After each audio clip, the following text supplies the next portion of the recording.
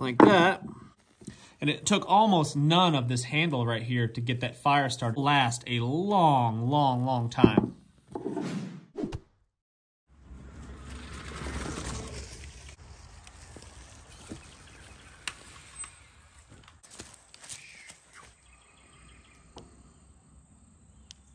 Hello friends, welcome back. I am Jason. Let's talk long-term survival. I have heard of stories in war zones where people have ran out of very normal everyday supplies.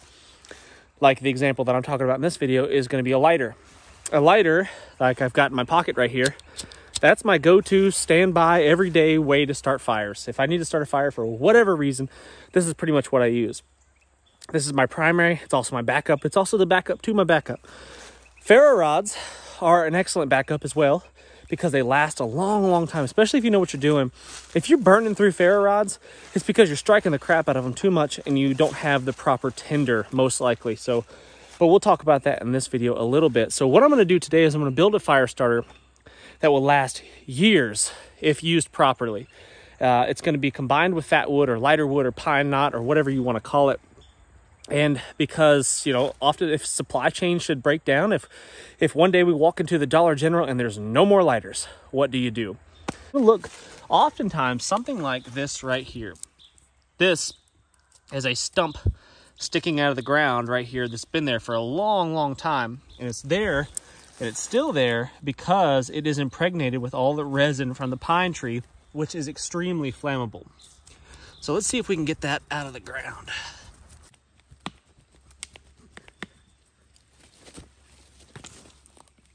There we go. That's what I'm talking about.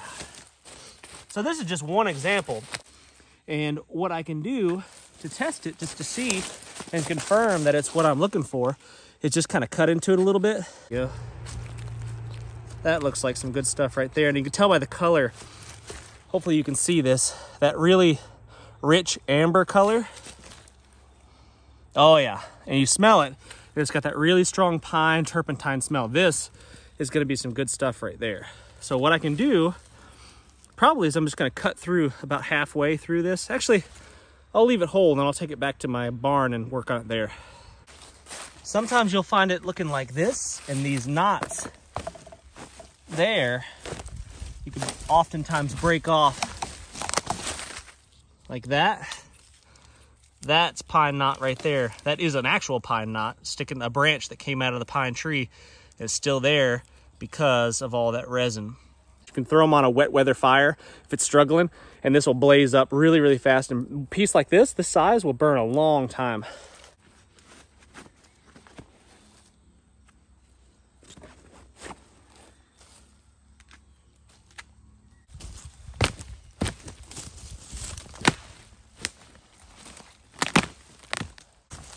There's another one probably.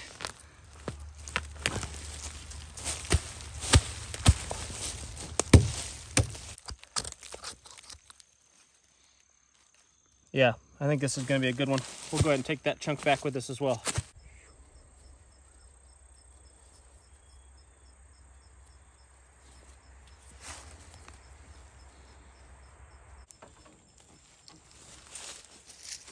Side of the fence, girl.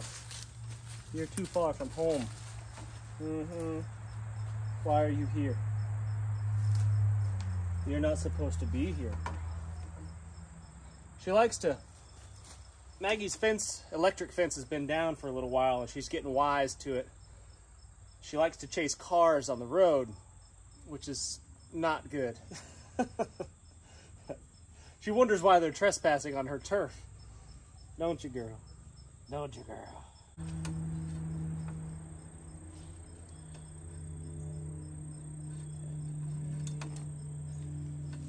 That'll work.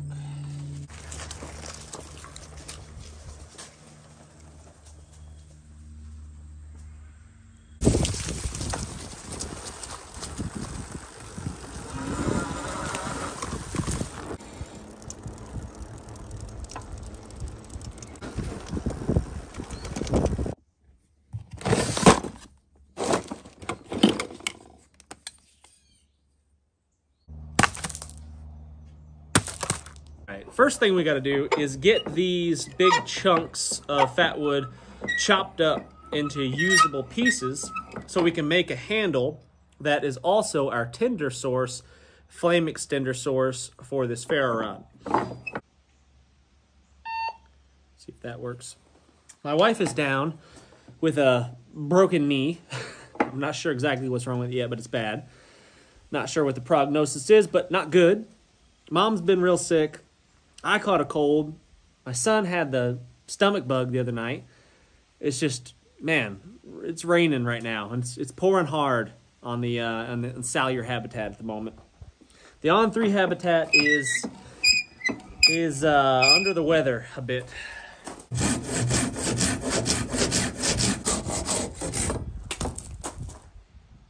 Yeah, not bad. It's not quite the rich color that I'm looking for in this piece. It would work for sure. So you see that right there? It's definitely got a lot of resin in it, but it's not that deep color that I'm looking for. I'll show you, let me show you a piece that I'm talking about. There's a big chunk that I found last year, and you see that really rich color? This I've been chipping away at and just using to start fires with around the house. And it's really heavy and dense. That tells me it's got a lot of resin in it. And that's what I'm looking for. This one's heavy and dense as well. I think if I cut into it a little bit further, I'll find a better spot.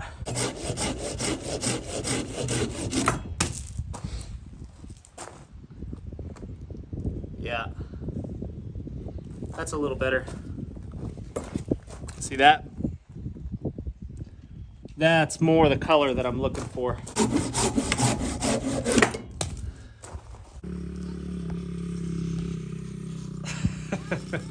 What could go wrong? So now what I want to do is I just want to kind of split this down and get rid of some of the rotten outer bits and get down to the core that I'm going to use for a handle.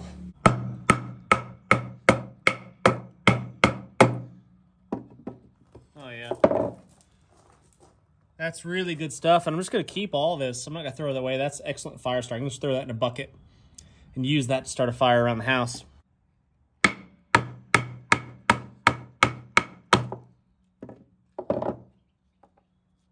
So now what we're left with is this knotty, nasty chunk of resin impregnated wood, fat wood, pine knot, whatever you want to call it. Sometimes you can get into this stuff and it can be much, much easier to split down. It won't be so knotty, and it'll split really easily and give you this really nice to work with piece of fat wood. But this one's a real chunker. And all of this will go in our fire starting bucket. You know what? This is too knotty for a handle. I want to find a piece that's a little bit easier to work with, and it'll be easier to split pieces off for when you're using it for a fire starter in the field. This is fine around the house and stuff, but I want to find a better piece. We're going to take a chunk of this really primo piece here that I found last year, and we're going to cut that up. That'll make us a much easier to work with piece. I mean, that we could definitely do it with the piece that I was just showing you, but this is going to be even more gooder.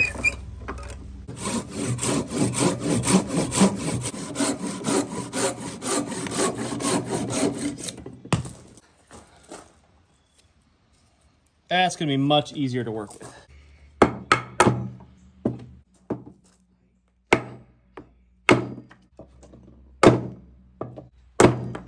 All right, so that's a nice looking chunk right there that's much, much easier to split, a lot less knots in it, just a couple little ones.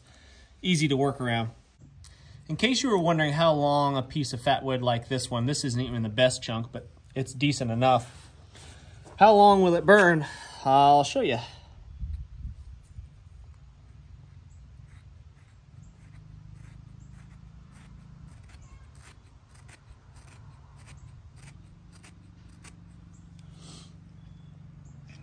We'll light this thing up and I'll time it and we'll see how long it burns.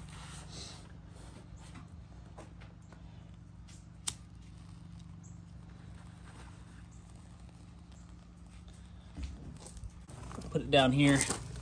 Put it down here out of the wind, and I'll just keep an eye on it and let it burn. All right, so now we're just gonna clean this up a little bit, round it off to make it a little bit better handle, easier to work with. I'll just use my knife for that. Doesn't have to be pretty. But if you're going to put this, it's a big, hunky, chunky thing. You may not want to carry this around in a pack or something like that, but keeping it in your truck or just around the house. And like I said, if you're thinking long-term type survival, you could light hundreds of fires with a fire starter like this one that we're making right now. Just keeping it around the house would be a smart option. Use your lighters. Use them while you got them. Enjoy them. But also learn how to do this type of stuff. These long-term type things. These old-school type methods of getting your fires going. Because one day you might need it to heat your home. One day you might need it to cook your food. When life isn't quite as easy as it is now. Go make sure Mommy's radio is on channel 14. Okay. I haven't touched it. It's been burning for, that little piece has been burning for 6 minutes now. Spin it around, let the heat climb up it a bit. So that's 6 minutes of burning right there, still going. It's been 9 minutes, still burning. Now we've got it basically to shape here. Oh, and by the way, I had to turn off my camera. That little chunk burned about 10 minutes, give or take. So a small little chunk of fat wood, light or not, burns for a long time. So now what we're gonna do is we're gonna put a hole into our piece of fat wood here, and we're gonna make a really awesome chunky handle. I only want to drill in about 1 inch, so I'm just gonna mark on my drill bit with a pencil about 1 inch in, and that'll be enough to hold securely the ferro rod into the handle. Just about 1 inch there, just marked around a little bit with a pencil, and that'll be enough for me to see.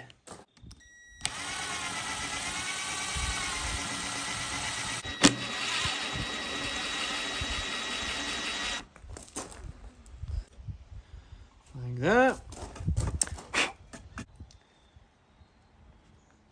Perfect fit. Now what I want to do is kind of glue this ferro rod into the handle so it doesn't fall out.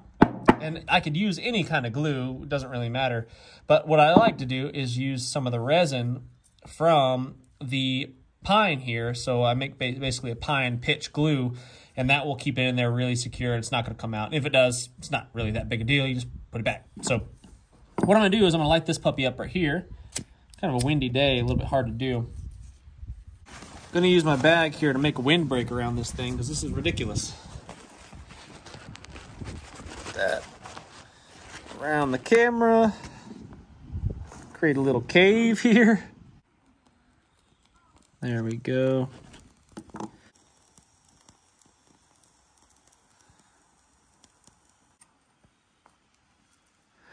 So just a little bit of resin on there, and then I'm going to cram it in to the handle like that.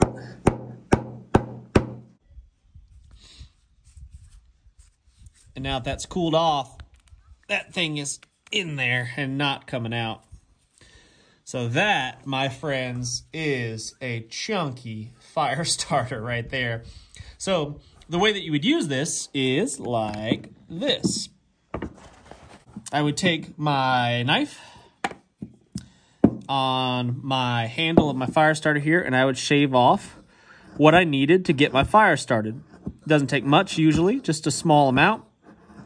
But I would just shave off the high sides there, just the corners, until I had basically the amount that I needed. And then with these small curls about that size right there, I could take that and light my fire, or I could shave off some bigger chunks like that, some bigger ones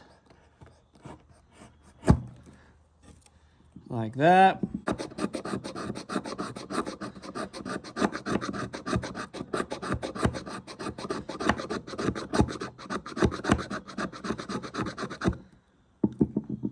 See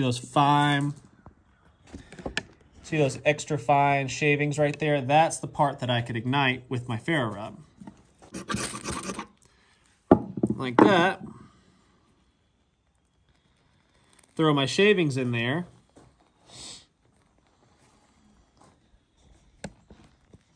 Any other little bitty ones that I've got. Just throw those on there gently.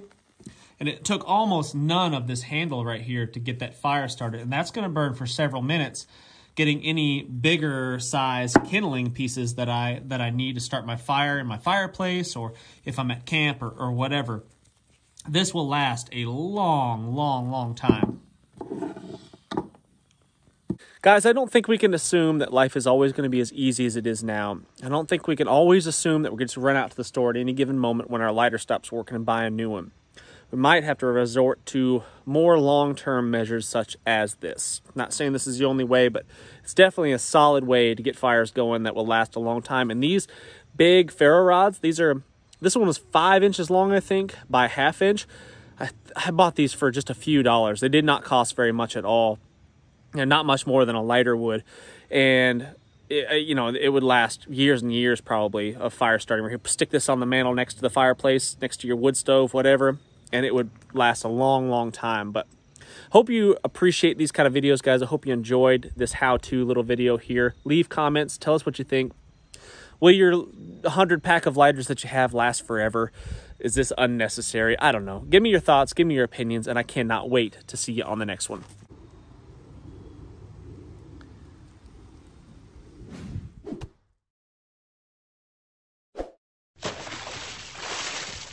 I'm Jason Salyer with Survival Dispatch, and when disaster strikes, will you be ready? Power outages, natural disasters, economic collapse, and the knowledge, the skills, and equipment necessary to protect your family when it really, really matters. You can gain instant access to our team of survival experts, stockpiling food, medical necessities, communication plans, proven techniques to help you get home, shelter in place, or bug out safely. Don't leave your family's safety to chance. Visit survivaldispatch.com to get started.